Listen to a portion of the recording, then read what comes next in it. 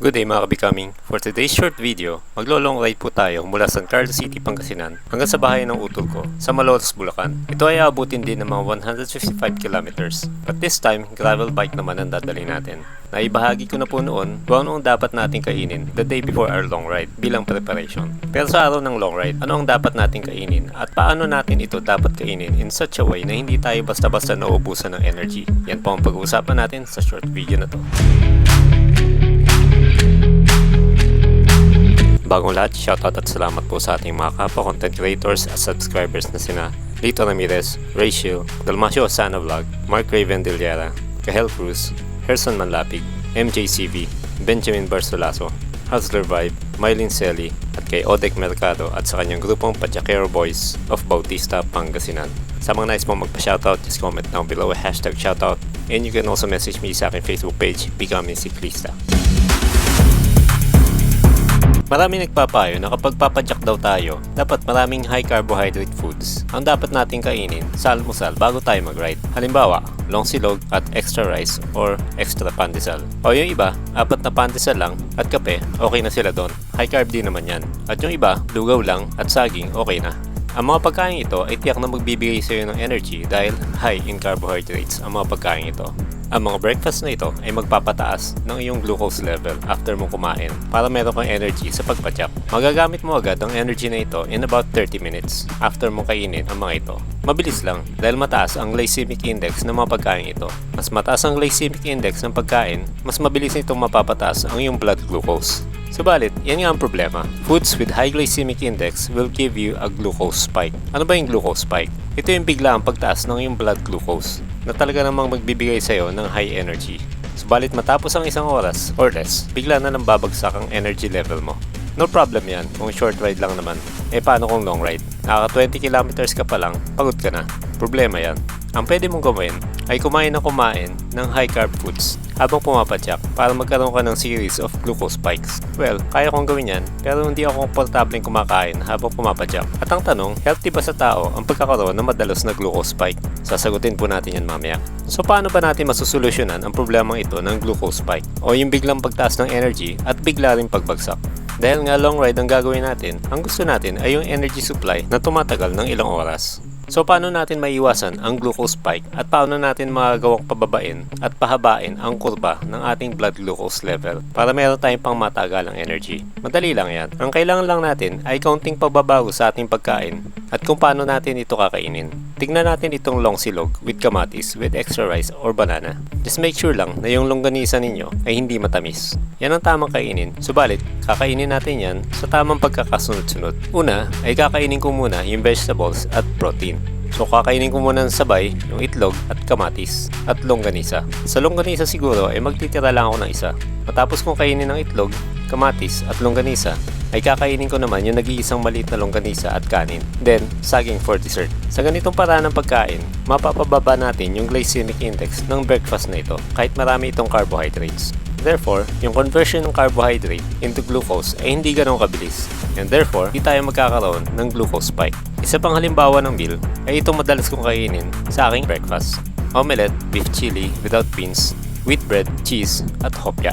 Ang una kong kakainin dyan ay yung omelette at beef chili. Matapos yan ay saka ko palang kakainin ng wheat bread with cheese at hopya. Ito pang isang sample ng aking breakfast. Omelette, galunggong, pandesal, at fried saging. Ang una kong kakainin dyan ay ang omelette at ang galunggong, sabay na. Matapos yan, kahit alin na sa dalawang unahin ko, saging o pandesal. So kung kakain ka ng lunch, ang example na pwede mong orderin sa karinderya ay chop suey o anumang gulay na walang high carb veggies like kalabasa at patatas. At meat dish o fish na hindi matamis. So sabay mong kakainin ng gulay at protein. Then yung sabaw ng ulam ay ibabahog mo sa kanin at yun ang huling kakainin mo. Pwede ka rin maghimagas ng saging o anumang prutas kung gusto mo. So protein and low carb vegetables muna. Then carbohydrates.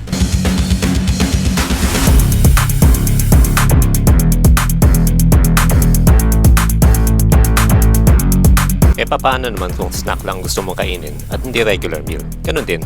kailangan mo ng low-carb snacks like peanuts, almonds, o chicharon baboy, at high-carb snack like fudgy bar, cupcake, o cookies. Una mo munang kakainin ang low-carb snack like peanuts, almonds, o chicharon baboy. Just make sure lang na yung peanuts ay walang anumang coating o sugar, okay lang kung garlic flavor. Pag naubos mo na itong low-carb snack, saka mo palang kakainin ang fudgy bar, cupcake, o cookies. Mas mabuting samahan mo ito ng panulak like Pocari Sweat para ma-rehydrate ka kung marami ka ng ipinawis. So ganun ang order ng tamang pagkain para hindi tayo magkaroon ng glucose spike at magkaroon tayo ng steady supply ng energy na tumatagal ng ilang oras. Backed up ba ng research ang ipinapayo kong ito? Meron po. Ayon dito sa dalawang article ng experiment sa NCBI PubMed, ito ang sinabi sa unang article. Background, prior research in individuals with overweight or obesity and prediabetes or type 2 diabetes has shown the ingestion of protein-rich foods and non-starchy vegetables before concentrated carbohydrates, a carbohydrate-last food order, led to lower postprandial glucose excursion over 180 minutes compared to eating the same foods in the reverse order. Ang resulta ng pagkain muna ng protein at low-carb veggies, then carbohydrates, ay nagresulta ng lower postprandial glucose excursions. Ibig sabihin, ng lower postprandial glucose excursions ay mas napabagal ang pagtaas ng iyong blood sugar matapos kang kumain ng ganitong order kaysa doon sa pagkain ng reverse order o pagkain mo lamang ng carbs only. E paano naman kung di ka kumakain ng meat o vegetarian ka o vegan ka? Pwede rin namang gulay lang at kanin. Ayon dito sa isa pang article, the aim of this review was to evaluate whether eating vegetables before carbohydrates could reduce the postprandial glucose, insulin, and improve long-term glycemic control in Japanese patients with type 2 diabetes.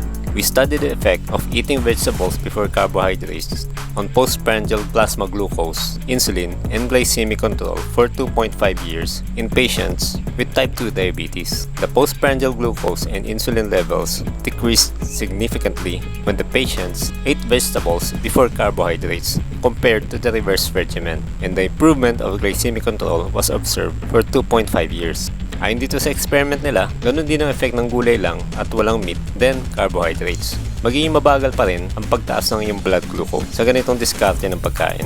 Again, sa ganitong paraan ng pagkain, magkakaroon ka ng steady supply of energy, hindi yung biglang tataas, then ubos agad. Sa totoo lang, mula last month, kahit wala akong ride, ito na rin ang ginagawa kong way of eating. Bakit? Number 1, dahil hindi lang naman ito para sa long ride, kundi para na rin sa anumang ensayo at anumang pang-araw-araw na gawain. Number 2, dahil hindi maganda sa kalusugan ang pagkakaroon palagi ng glucose spikes.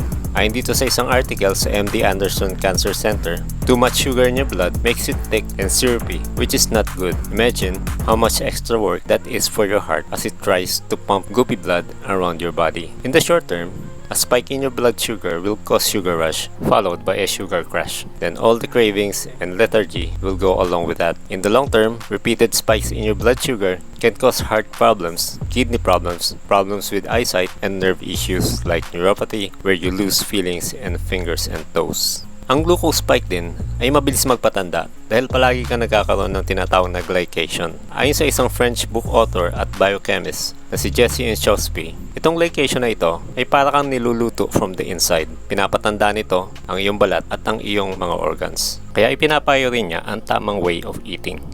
If you really want to eat some sugar, let's say a cookie, a donut, whatever, the best time to eat that sugar so that you have maximum dopamine from it, maximum pleasure and less impact on your body is going to be after a meal as dessert.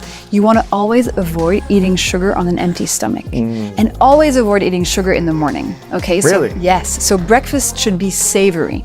Okay, in the morning, nothing sweet. Really? Yeah. Man, those pastries though, with the chocolate inside and just, I know. the donut in the morning. Keep them for dessert because if you have them in the morning, then what's happening in your body? As you digest that sugar and those carbs, they turn into glucose molecules. And these arrive into your bloodstream really quickly and cause what's called a glucose spike. So a blood sugar spike. And then about 90 minutes later, Lewis, your glucose levels are going to drop. You're going to feel a crash. And now it's 10 a.m., 11 a.m., and all of a sudden you feel more cravings for sweet foods. You're like, I need a cookie, I need some chocolate, I need a snack. I need that spike again.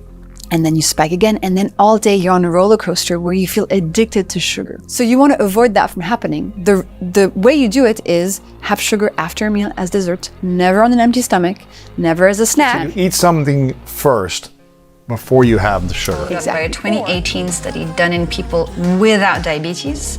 And this one is from Kimiko Nishino et al. And this one is from the Journal of Nutrition Science and Vitaminology, and it was called Consuming Carbs After Meat or Vegetables Lowers Postprandial Excursions of Glucose and Insulin in Non-Diabetics Subjects.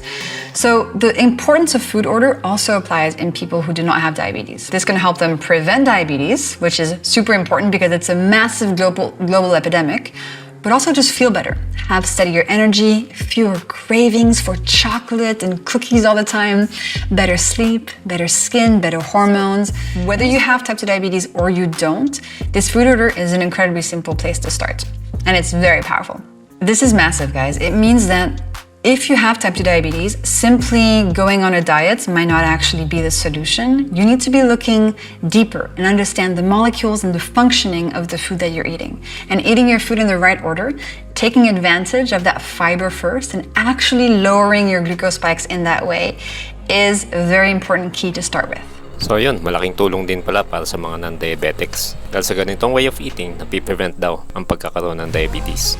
So again, ang na-achieve ng ganitong way of eating ay number 1, maiwasan ang glucose spike, at number 2, extend yung energy effect ng pagkain kinakain natin para magkaroon tayo ng mas nagtatagal na energy supply para sa long ride o anumang activity. At number 3, pahabain ang iyong buhay. So gusto mo bang tumagal sa long ride nang hindi nalalaspag? Gusto mo rin bang tumagal sa pagbabike hanggang ikaw ay tumanda? So be careful what you eat and how you eat it. So hanggang dito na lamang po. Please comment down below kung meron kayong mga katanungan o anumang komento. This becoming Siklista. Please like this video, do not skip ads, and please subscribe. Thank you for watching.